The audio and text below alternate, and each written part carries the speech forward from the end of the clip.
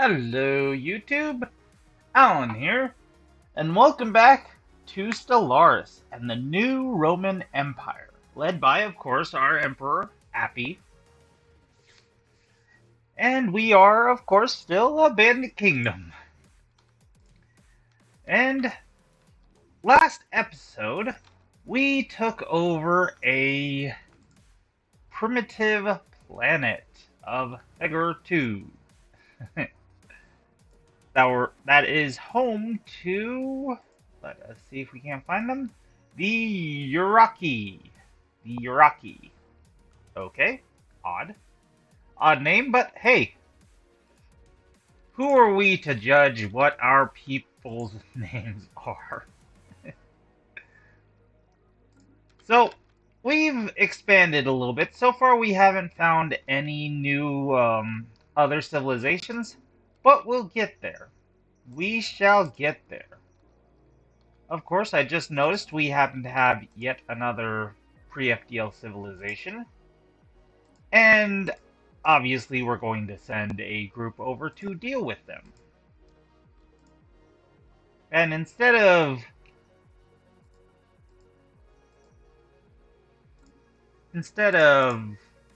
making a whole new fleet, let's just break off two of these guys and send them on over here. That should be more than enough to deal with those defensive armies. We're also, of course, making a colony ship to colonize Alpha Centauri, and we'll probably also make a colony ship to colonize this Tundra world. Though, obviously, we won't be colonizing that with our main species. We'll be colonizing that with the slave species. Or at least we would if we would allow them to.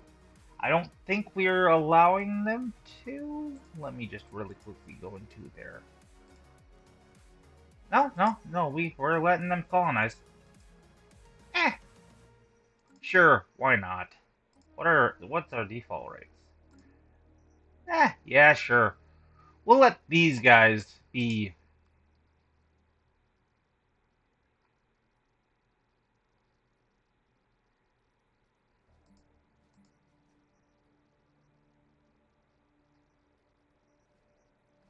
Yeah, we'll let these guys be slaves. We'll let these guys go ahead and colonize. Just because, as you can see, they have a 70%. Where is it? There it is. 70% habitability for this planet. If it was us, it'd probably be something along the lines of like 40 to 30. Really low. The reason why is you can actually see from the breakdown. They have an ocean preference, which only gives them a 20% habitability for tundra worlds, but they're lithoids, which gives them an extra 50%. Basically, any planet that is anywhere close to being a ocean world, like a continental world or a tropical world, yeah, they got 100% for sure. Just because their habitability probably is only like 70-ish, maybe 50-ish for anything that isn't an ocean, or for those two that aren't oceans. But because of that lithoid, it just helps them out even more so. Now, obviously, they will have a bit of an issue with see, 60% habitability on this continental world because of their ocean preference, but that 50% lithoid boosts it all the way up to 100. Obviously, you can't go up above 100, or at least I haven't seen any way to boost it over 100.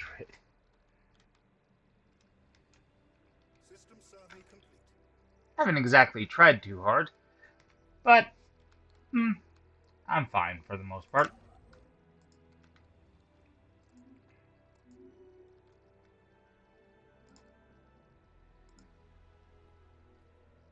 Yep, we're making alloys over here. Yeah, we're doing pretty good in terms of our empire. honestly, the fact that we're about to have 4 planets is pretty damn good for the early game. Really damn good for the early game. Especially with 3 planets that are actually, well, that actually have a decent population. Alrighty, and we just invaded, and these guys are a xenophobe, fanatical materialist. So not bad, not bad. We will say, yeah, we'll bring order to your chaotic existence. Stand by.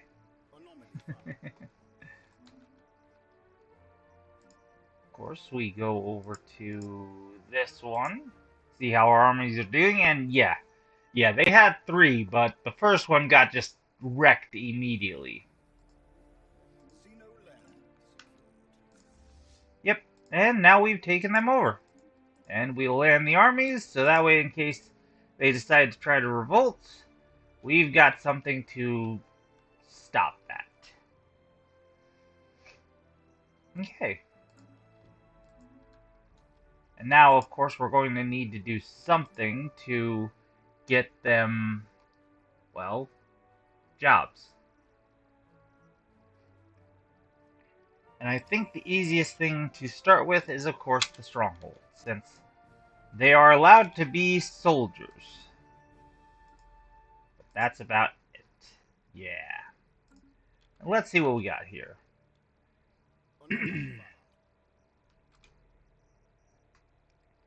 Okay. Ah, neato. So, they are organic like our humans, so they need food, unlike the lithoid. They are venerable, which means they live a hell of a lot longer. They have adaptability, which increases their habitability, but they are slow learners, which really won't matter for them. Deviants, which does kind of matter, but they'll be slaves, so not too worried. And slow breeders, which is similar to us.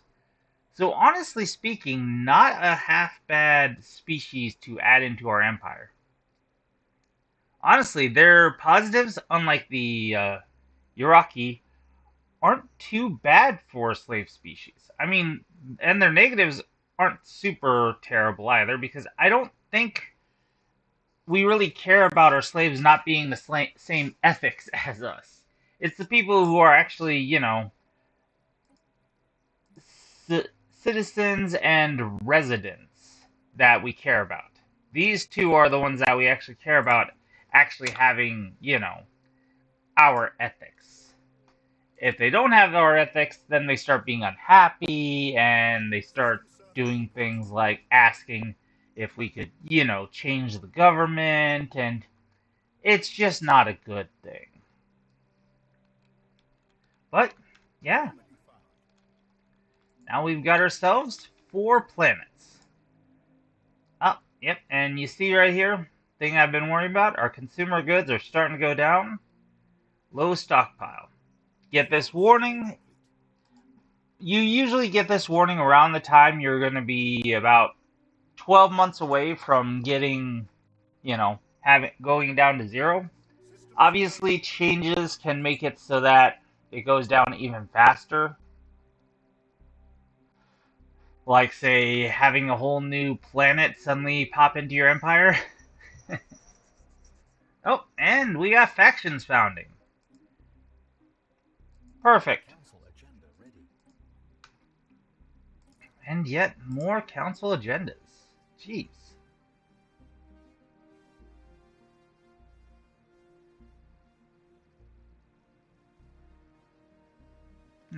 So what do we want to do? Well, you know what? Chart the unknown. That'll help us explore faster. Oh, and our consumer goods. Yeah, that's something you're gonna notice if you're trying to keep track of, yeah, your resources. They just bounce wildly to and fro. They bounce wildly. Sometimes it'll drop down to like -2, and then the next month it'll pop up to plus 20, and then it'll drop down to negative 10. It's I'm sure there's a bunch of math going on in the background that's, you know, making those numbers what those numbers are, but it's still annoying as all hell to deal with.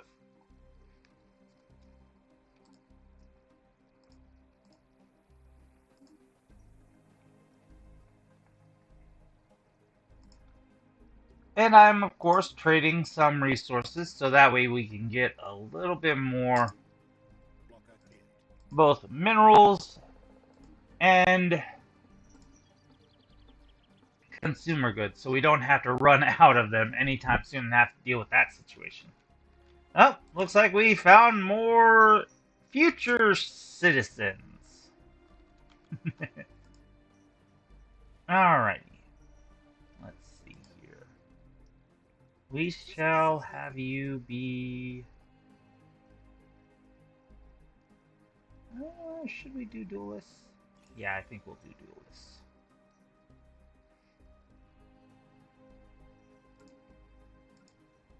How are we doing here? Still plenty of jobs. Good, good, good, good, good, good, good. Oh, and another tradition. And, of course, I'm going to take the one I mentioned last episode, survey speed. Which is just going to speed up all of our whole going and finding things stuff. And, of course, we're going to make a civilian industry. And we'll make a...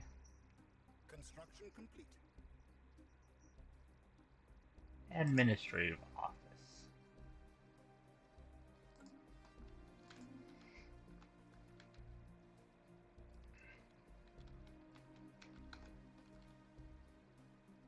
All right. And there.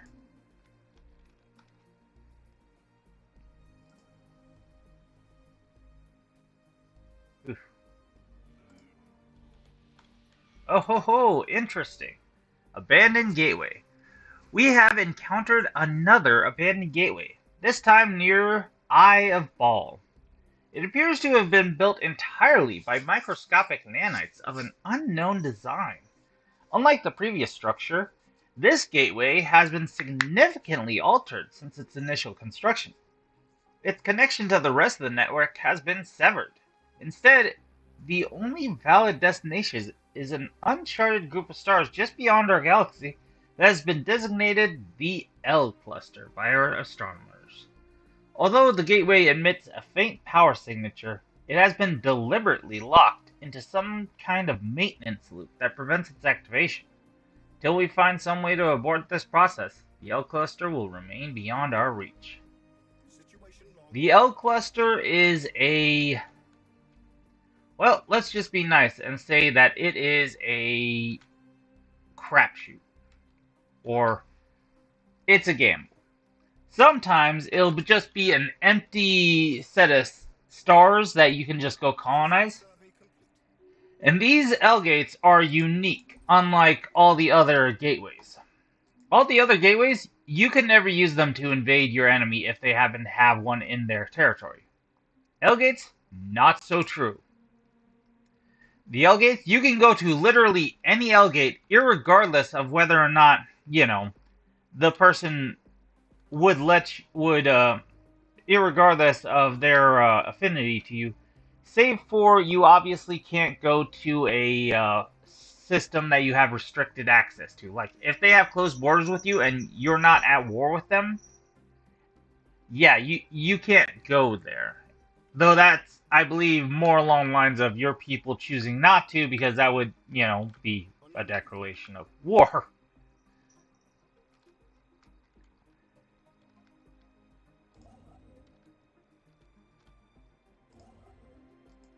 And I am, of course, going to immediately beeline straight for that. Well, more along the lines of beeline straight for this. For this.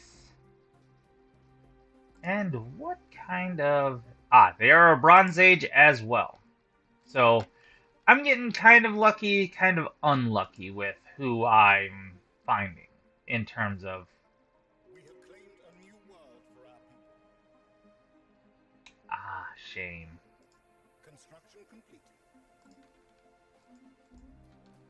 Okay, so Alpha Centauri has just been colonized. So now we officially have 4 worlds that are all fully ready. Now, you might have noticed while we were doing other stuff, this was kind of building up a progress bar. You can't just do anything with a planet as soon as you're colonizing it. You have to wait for it to actually be colonized. People to set up their stuff. Once you do, it becomes a normal world. And obviously, like I said last episode, this is what you're going to see. This is a normal colony. You're not going to have any special things in there, save for perhaps if there's any like extra extra stuff with your origins. Some origins will let you go and muck about with stuff. Change about how things look and such. Some will add new features like lockers and such. Others will add new buildings as soon as it's colonized. It's all just dependent on your origin.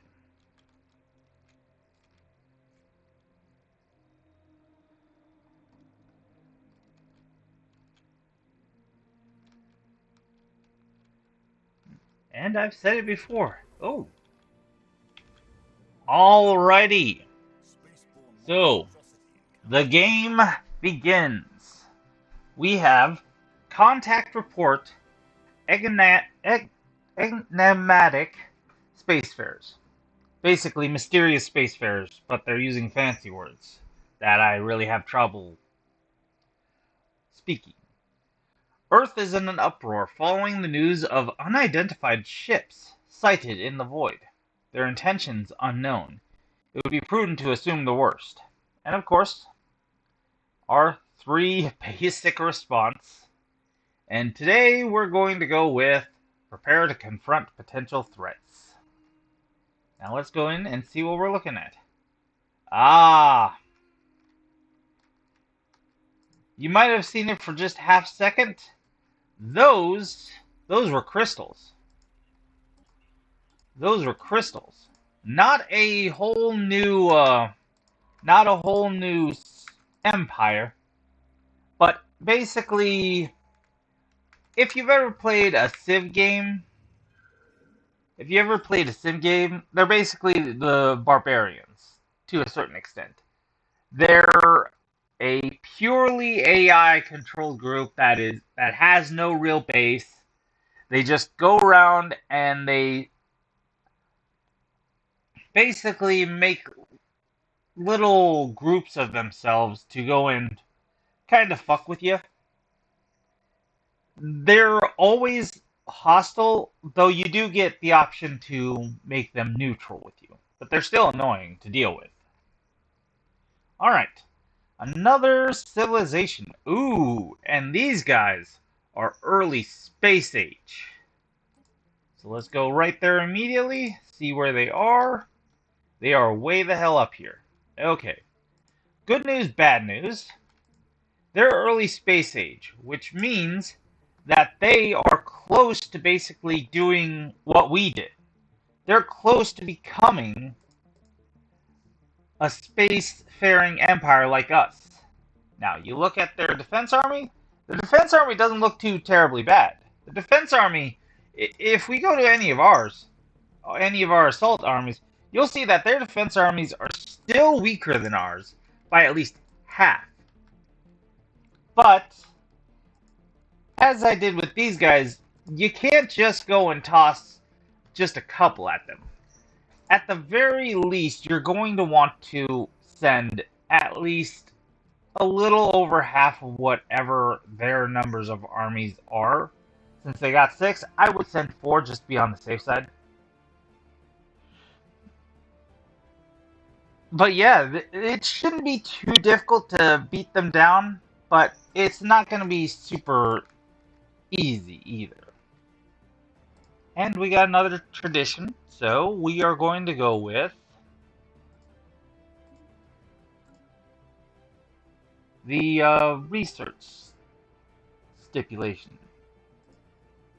The science division, sorry, gives us an additional research alternative, an additional science capacity, and +1 to our science starting skill level.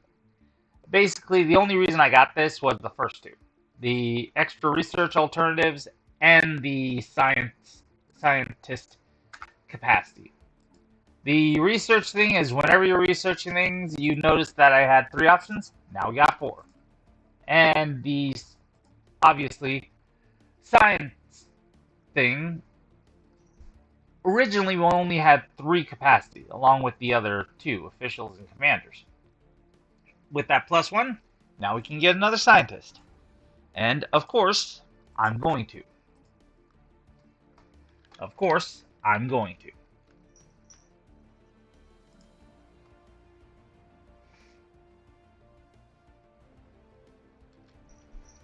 Now, I will say there is one bad part about having a automatic builder going around building things. Each and every each and every one of these stations costs about oh okay costs about 100 minerals every time you build one. And if you're trying to build up to say build a building on your planets, not exactly easy to do when somebody's already always constantly running around getting rid of all your minerals. So it's a give and take. But looks like we have pre-sapient species found. While the planet is prohibitively irradiated, at least one advanced form of life flourishes on Petoro Villa. Scientists, that guy, reports that the mollusk creatures exhibit impressive collective decision-making skills, and that outside stimulus may spur them to even greater evolutionary heights. Something to keep in mind for the future. Now, I'm not sure if pre-FTL species could ever become like a pre-FTL civilization. Truth be told, by the time I take over planets, they're still there being pre-sapients. Basically, little more than animals, but they're animals that are close enough to being living creatures. Oh, hey, they got an extra trait. They were forcibly devolved. Oh, okay, so cool. So, basically a little world building here. Willing to bet that this wasn't always a tomb world. Tomb worlds are basically what happens when you decide you're going to nuke yourselves into the Stone Age. That's basically a tomb world.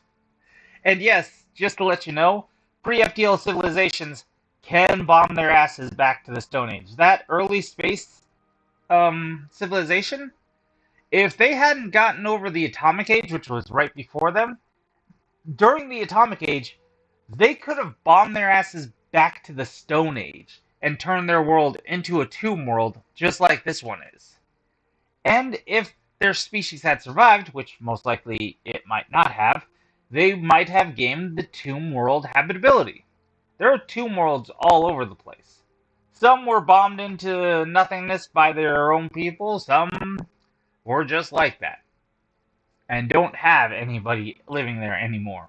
Probably because the whole bombing themselves into oblivion. Looks like these guys got themselves, well, fucked over by being idiots and bombing themselves into the Stone Age. That's why they're now pre-sapients. That sucks for them. Now, you can uplift pre-sapients. You can turn pre-sapients into normal citizens by using an uplift skill.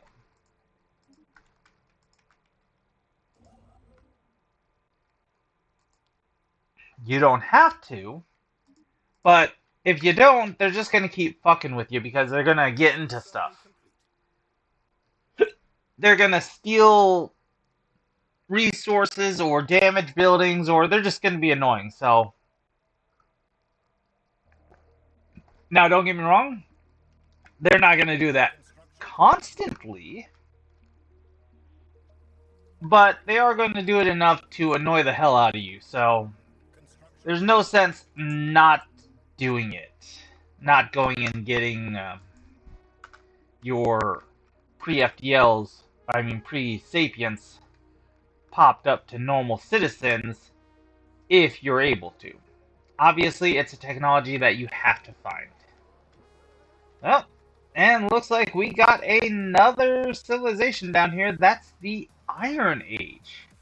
And I'm pretty sure the Iron Age is after the Bronze Age. So these guys are slightly stronger than all the others. Oh, and it looks like that Habitable World survey chain that we started in the previous episode just got finished. Yes, it appears that even inhabited worlds count towards the habitability chain. What did it give us? Honestly, I'm not entirely sure. But it undoubtedly gave us something good. And our new science ship is complete, so now we're just choosing which scientist we want. Do we want a faster anomaly researcher or a faster archaeological researcher? Honestly, I'm going to go with the anomaly because those things, well, you find them pretty regularly, so you might as well just get that thing sorted as soon as possible. And I'm actually a little bit happy. So far, we haven't met anybody else. This is good news for me. Good news in the sense that so far I don't have to worry about a neighbor being right next to me. Because there have been times when, yeah, I've immediately started up the game and I've got a neighbor that's basically right there. Or right over there, or somewhere within like 5 stops of me. So I have to really quickly run over, snag whatever choke point I can get my hands on, while they're doing basically the same. And more than likely, for an empire like this one, whoever's going to be next to us is going to be just hating our guts. They are just not going to like us in the slightest. So, yeah, it's a good thing that we're not finding anybody else. It's a really, really good thing we're not finding anybody else. Because more than likely, they're going to hate us. And I cannot blame them. In case you're wondering what I'm doing, I'm basically just grabbing a whole bunch of... I'm just grabbing some stuff to get ourselves some more, well, all of these guys, get these guys set up with their own stuff. And I think what I'm going to do is I'm going to turn this one into my agricultural center. And I'm going to turn these guys into, well, honestly, just another one of those. But I'll do that later. Right now, I've got Earth to worry about. And Earth needs... I'll do generator districts, and you can be a couple of mining districts. There. That'll give us jobs, and that will help with the stability. Because if people don't have jobs, normal citizens, yeah, they'll be civilians, which will produce, as you can see, trade goods. But you really don't want them doing this because while it is useful for making trade goods, all these other skills do more than that.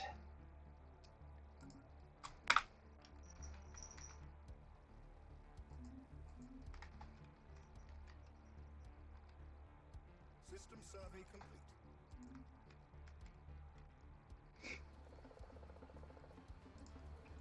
And this is one of the one of the problems of having a high pre-FDL random nonsense is you're always going to get a whole ton of, hey, we just found another pre-FDL civilization. Oh, Construction complete. perfect. Yes, these are the crystalline entities. They are, like I said, they're one of three groups. Oh, no, no, no. One of four groups of roaming non-empire filler. They basically help slow down early game progression randomly. Because, as you see right here, 700, 700, 900, and my fleet is only 185. Even if I got it up to the 60 that I could push it up to, and let me assure you, this is a huge number of a fleet that honestly most other groups would only have like 30 ships they could have in one group. But even if I did push it up to 60, I'm willing to bet that would only be around maybe 1,000. Maybe. Sorry about that. So yes, if one of these fleets were alone, I could probably take it. But all three of these together, because once you go in there, they're going to go and try to crowd up against you. Yeah, same down here. Same down here. 1,000, 700, 400, and 600. Basically, if either of these groups had been somewhere like, say, here, yeah, I wouldn't have been able to go down this way. Not for quite a while. So they're good and bad. They're good in the sense that if you do take them down, they give you technologies and such. You do have to research it, but they give you the option to find out about the researches.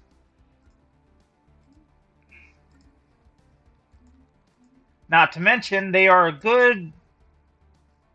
bit of experience for your commanders, because your commanders aren't going to have any sort of experience. Like this person right here is a level 3 commander, and that's just because they start out that way. All the other leaders that we could possibly get, 2, 1, yeah, you're basically just going to be stuck with whatever small little ones you're starting out with, which aren't bad, but aren't great. Not bad, but not great. So you're going to want to basically take advantage of them to level up your small fry into big fry before you go into a war with another empire that may or may not have done better than you. That may have or may not have gotten themselves plenty of their own small fry to take care of that leveled up quickly. Construction complete. Now, of the four, okay, looks like we got lucky or unlucky. I was a little afraid of this.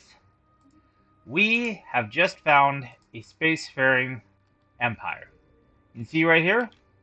This is a science vessel right here scanning this planet. They are surveying this planet, which means they are expanding, which is also not good for us. Well, it's good and bad.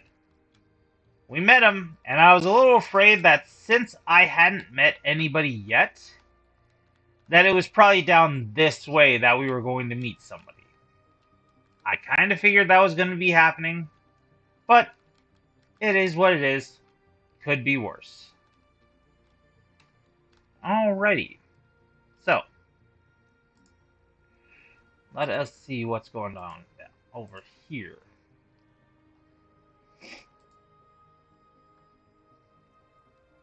Okay, not bad. Not bad at all.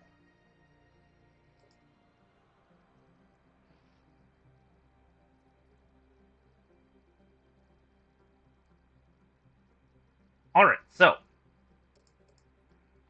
we have a ton of these defensive armies here in Forgor. So there is no reason for me to maintain this assault fleet right here. So, obviously, we are just going to go take over another planet. Now, something I wanted to talk about earlier was the sectors. You see, as you might figure, as I told you earlier, this person right here is keeping an eye on Earth, but not just Earth, but the entire sector of Earth.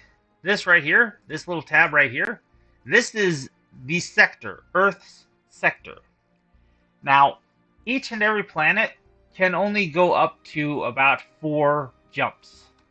4 of these systems that are connected to each other, that's how far away the range for each sector is. And you'll see that this one is outside of our range. So, what's going to happen? Well, pretty much we're going to have to make a new sector. When we take over that planet, we're going to have to make a new sector. And of course, we're going to have to go and assign well, we don't have to, but it would be a good idea to assign a leader to oversee the entire place, because leaders do a lot of good things while they are being a sector and planetary governor. For instance, our commander here is currently making metallurgists, or the people who produce alloys, helping them produce it 5% and 2.5% faster. If we go over to Forgor, you can see our friend here, Septima, is currently the sector leader. But we could always put a planetary governor here if we wanted to. Obviously, I'm not gonna. I don't really waste the unity, which is what we use to upkeep our leaders, on planetary governors, honestly. Okay, and here we have our research into the living crystals. The irregularity. Here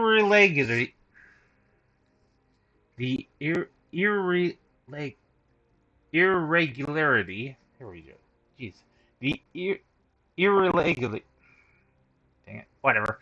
We had designated as Delic Menace appears to be some sort of crystalline. Seems to be made out of some crystalline material. Curiously, it seems to be able to propel itself across the void and protect itself when necessary, indicating that it may be alive. Researchers are working hard to find out more.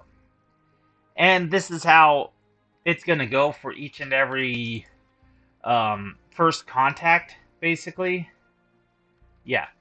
For each and every first contact, you're going to have this little thing pop up above where you first see them. Sometimes it'll pop up above your planet, your capital, because you heard about them somewhere else. You know they exist, but you just don't know where they are. So it just pops up above your capital.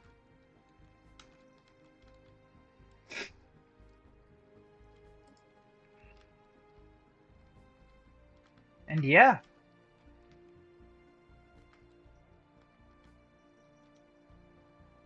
Now, I think what I'm going to do is, I am going to, since I see that these guys are here, I am going to stop pushing so hard up here to try to get to that, you know, early space age group yet.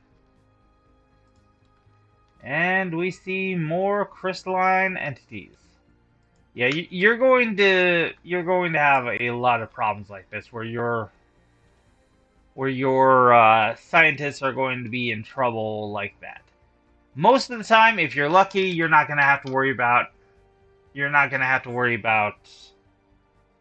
them getting hurt or destroyed, but sometimes they will just jump into a system and there'll be an enemy group right there and you're going to lose your scientist. Okay, Trouble in Paradise.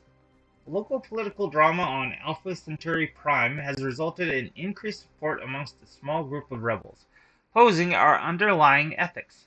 Their increased support have enabled them to gain more power in the region and vote for their own causes with limited successes.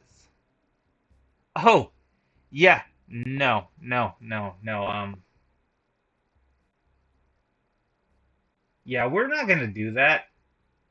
We're not gonna let 300 population turn to pacifism. Sorry, but no.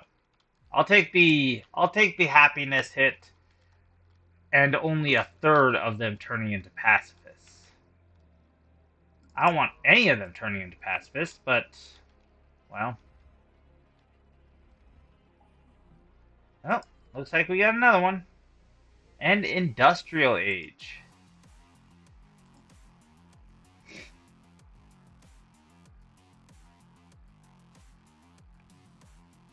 Okay, cool. And where are we currently at? Ah ha ha ha ha ha. Oh, this is not good for them. Okay, so funny thing what you can do with certain choke points is if there happens to be a planet that's habitable, you can basically take that planet and turn it into a planetary defense. Basically, a planet that stops the enemy cold in their tracks until they take it over. And we got more research done. Alrighty, so, we got 4 options now, as opposed to the 3 we normally have. We can get the Xenobiology Lab, which helps with research, which I'm not too concerned about. We got 2 blocker clearers, or we got neural implants, which will allow us to create slave armies, a slave production facility, the slave processing facility, and the orbital slave processing hub for an orbital ring building. Which orbital rings are basically, well, extra building slots that you can build mid-game. It's another technology that you gotta get later on. We don't have it yet. However, this would allow us to start having those lithoids start actually contributing as, well, assault armies. Right now, they can be defensive armies and nothing else. But with this, they'd be able to become, yeah, they'd become able to become armies. And it would stop them from more easily running away to other planets and limiting our number of humans. Not to mention, they would also increase the efficiency of all the slaves, and it would make them weaker politically. Because yes, apparently slaves have some political power. I think I'll do that.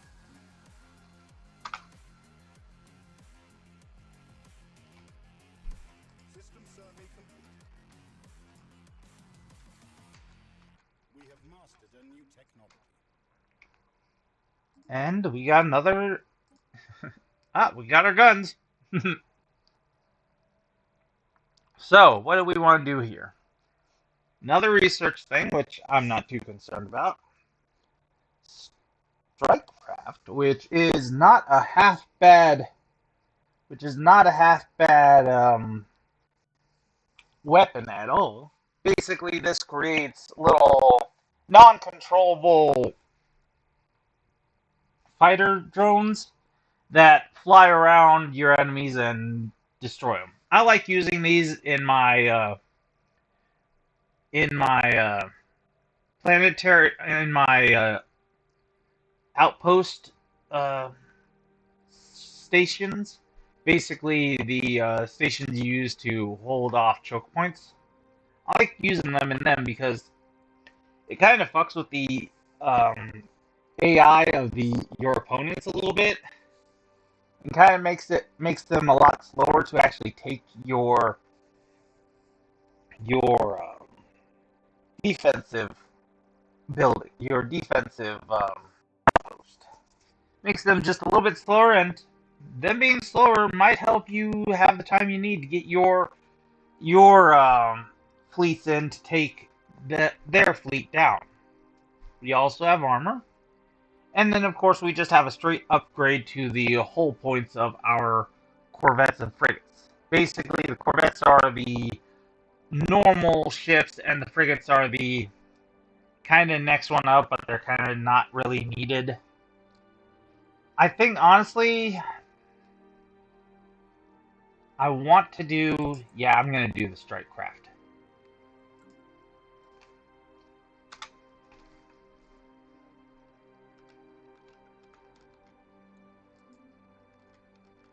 Chronometer found.